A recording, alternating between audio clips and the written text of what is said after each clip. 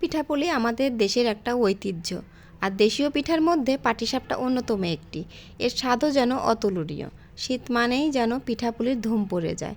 নানান ধরনের পিঠা আমরা সবাই কম বেশি বানিয়ে থাকি। সবাই কিন্তু আমরা চেষ্টা করি অল্প অল্প করে সব ধরনের পিঠারই টেস্ট নিতে। সবাইকে আরও একবার ওয়েলকাম জানাচ্ছি আমার চ্যানেলে এর আগেও একটা পাটিসাপটা রেসিপি আমি দেখিয়েছি, সেটা ছিল ছানার পাটিসাপটা। আর আজকে আমি আপনাদের জন্য নিয়ে এসেছি খিরসা পাটিসাপটা। দুই ধরনের টেস্ট।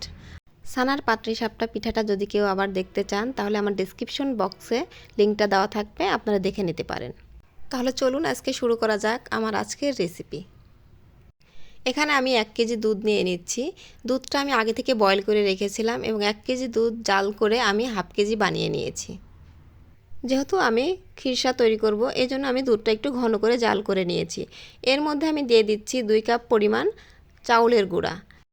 এটা পোলাও চাউলের গুঁড়া, এটা আমি বাসাতেই করে নিয়েছি। আপনারা চাইলেও বাসাতেই করে নিতে পারেন। চাউলটা আধা ঘন্টা ভিজিয়ে রেখে পানি ঝরিয়ে ব্লেন্ডারে অথবা পাটায় এই গুঁড়াটা করে নিতে পারেন। এবারে এর মধ্যে আমি 1 কাপ পরিমাণ নারকেল কুড়া দিয়ে দিচ্ছি এবং সামান্য পরিমাণ লবণ অ্যাড করে দিচ্ছি। এবারে আমি পরিমাণ মতো চিনি অ্যাড করে দিচ্ছি এবং আমি 2 চা চামচ এখানে গুড় দিয়ে দিচ্ছি। এবারে এর মধ্যে আমি একটা তেজপাতা 2 খণ্ড করে দিয়েছি এবং 2 খণ্ড দারচিনি দিয়ে দিচ্ছি। এবার একটি এলাচ ফল আমি হালকা একটু চিড়ে এর ভিতরে দিয়ে দিচ্ছি। এবার সব কিছু মিশ্রণ আমি একবারে মিশিয়ে নেব।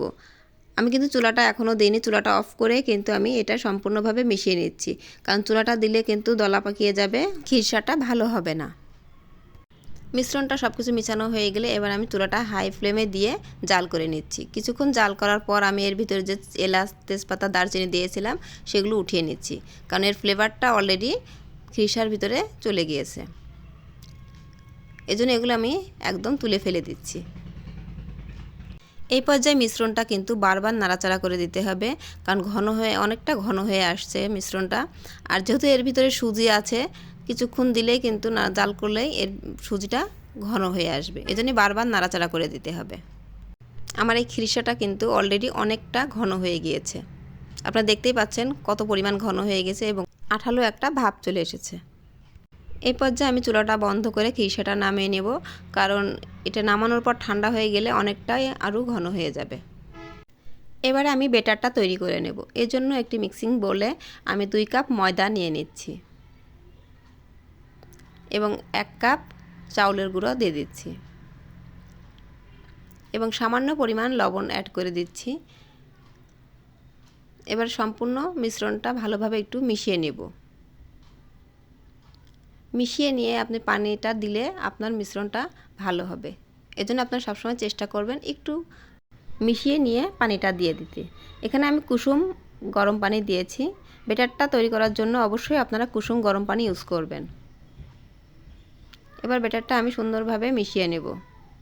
দেখুন আমার মেশানো এই পর্যায়ে কিন্তু আমার মেশানোটা ভালো হয়নি, হালকা গুটি গুটি আছে। এভাবে আপনি নাড়াচাড়া করে ব্যাটারটা তৈরি করে নেবেন। এবারে আমার ব্যাটারটা একদম পারফেক্ট হয়ে গিয়েছে। ব্যাটারটা হয়ে গেলে আমি আধা ঘন্টা রেস্টে রেখে দিব। আধা ঘন্টা পর আমি আবার ফিরে আসলাম। এবারে আমি খিরসা পাটিসাপটাটা তৈরি করব। এর জন্য আমি মিশ্রণটা একটা গ্লাসে করে নিয়েছি, কারণ গ্লাসে নিলে দেওয়ার সুবিধা হয়, এদিক ওদিক ছিটিয়ে পড়ে না। আপনারাও ইচ্ছা করলে এটা ট্রাই করতে পারেন, এইভাবে গ্লাসে নিলে কিন্তু অনেকটাই সুবিধা হবে। এবারে ব্যাটারটা দেওয়া হলে কিছুটা এভাবে ঘুরিয়ে নিয়ে উপরটা একটু হয়ে গেলে এবার খিরসাটা দিয়ে দিতে হবে। খিরসাটা দেওয়া হলে একদম আলতোভাবে এভাবে ঘুরিয়ে উল্টিয়ে দিতে হবে। এই পর্যায়ে আমার চুলার হিটটা কিন্তু একদম লোতে রাখা আছে। আপনারা চেষ্টা করবেন সবসময় লোতে রেখে পিঠাটা তৈরি করে নিতে। আজকের এই খিরসা পাটিসাপটা তৈরির জন্য যে ব্যাটারটা আমি করে নিয়েছি সেটাতে কিন্তু আমি কোনো রকম তেল অ্যাড করিনি, কারণ তেলটা দেওয়া হয় যাতে পিঠাটা সুন্দরভাবে উঠে আসে। আর আমার আজকের ফ্রাই প্যানটা একদমই নতুন, এই ফার্স্ট টাইম আমি এই পিঠাটা তৈরি করছি এতে, এজন্য আমি কোনো রকম তেল ইউজ করিনি। তেল ছাড়াই আমি আজকে ব্যাটারটা বানিয়ে নিয়েছি। দেখুন আমার পিঠাগুলো খুব সুন্দরভাবে উঠে আসছে। তো এইভাবে আপনারা সবাই খিরসা পাটিসাপটাটা খুব ইজিলিভাবে তৈরি করতে পারবেন। পিঠা বানানো কিন্তু খুব একটা কঠিন কাজ না, কয়েকটা জিনিস ফলো করলে আপনি সুন্দরভাবে পিঠাটা তৈরি করে নিতে পারবেন। এখানে আমার সবগুলো পিঠা বানানো হয়ে গিয়েছে। গরম গরম এই পিঠাগুলো খেতে গেলে কিন্তু অনেকটাই নরম হবে, আর একটু যদি দেরি করে ঠান্ডা করে খান তাহলে কিন্তু পিঠাটা খুবই মজা লাগবে এবং অনেকটাই শক্ত হয়ে যাবে। আমি একটা পিঠা কেটে আপনাদের দেখিয়ে দিচ্ছি। দেখুন আমার ভিতরকার খিরসাটা কত সুন্দরভাবে সেট হয়ে আছে। এভাবে আপনারা পাটিসাপটা পিঠাটা বাসায় তৈরি করতে পারবেন। আমার আজকের এই পিঠাটা কিন্তু অনেকটাই সফট হয়ে আছে। এটা আপনারা ইজিলি 2-3 দিন বাইরে রেখে খেতে পারবেন। সবাইকে অনেক অনেক ধন্যবাদ আমার এই রেসিপিটা দেখার জন্য। দেখা হবে নেক্সট কোনো ভিডিওতে। সেই পর্যন্ত সবাই ভালো থাকবেন, সুস্থ থাকবেন। আল্লাহ হাফেজ।